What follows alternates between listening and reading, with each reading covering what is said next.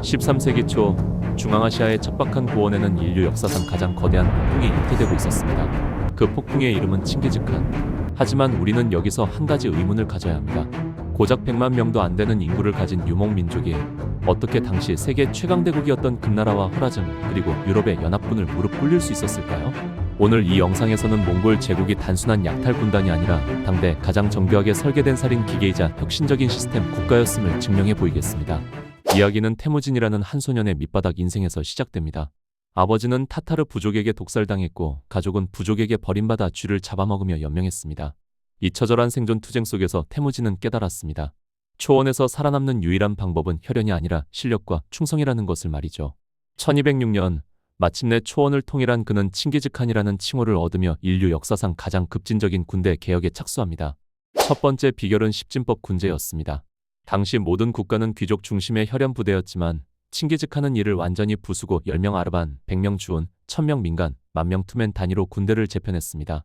이는 오늘날 현대 군대의 소대, 중대, 대대 시스템과 놀라울 정도로 유사합니다. 여기에 캐식이라 불리는 친위대를 두어 엘리트 장교들을 양성했습니다. 몽골군은 그를 모르는 병사들이 많았지만 리드미컬한 노래 가사에 명령을 담아 전달하는 방식으로 복잡한 전술 명령을 단 1초의 오차도 없이 수행했습니다. 두 번째는 기동력의 한계 돌파입니다. 몽골 기병 한 명은 보통 4마리에서 5마리의 말을 끌고 다녔습니다. 말이 지치면 달리는 상태에서 바로 연말로 갈아타는 식으로 하루에 160km 이상을 주파했습니다.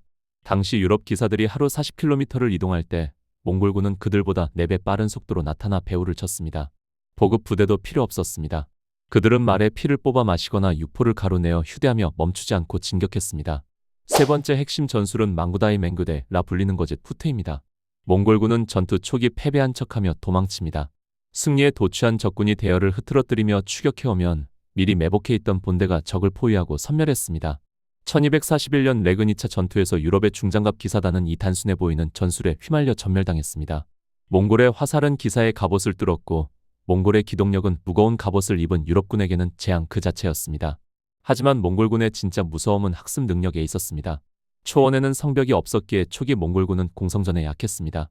그러나 그들은 정복한 지역의 기술자들을 죽이지 않고 흡수했습니다. 중국의 화약 기술과 페르시아의 거대 투석기 만잔이 그 기술을 결합했습니다. 1258년 바그다드 공성전에서 몽골군은 이슬람의 정교한 방어망을 단 몇 주 만에 가루로 만들었습니다. 필요하다면 강물을 막아 성으로 흘려보내는 수공까지 펼치는 등 그들은 승리를 위해서라면 수단과 방법을 가리지 않는 공학적인 전쟁을 수행했습니다. 경제와 통신 시스템 또한 혁명이었습니다. 칭기즈칸은 역참제 얌를 통해 제국 전체를 하나의 신경망으로 연결했습니다.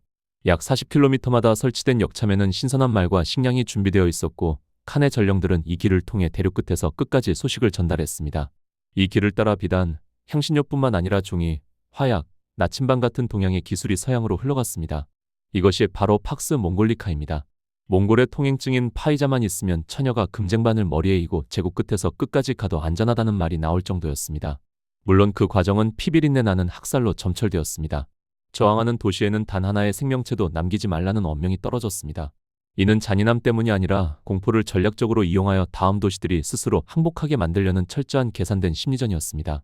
실제로 몽골군은 자신들의 병력을 소모하는 것보다 공포로 적을 굴복시키는 것을 선호했습니다.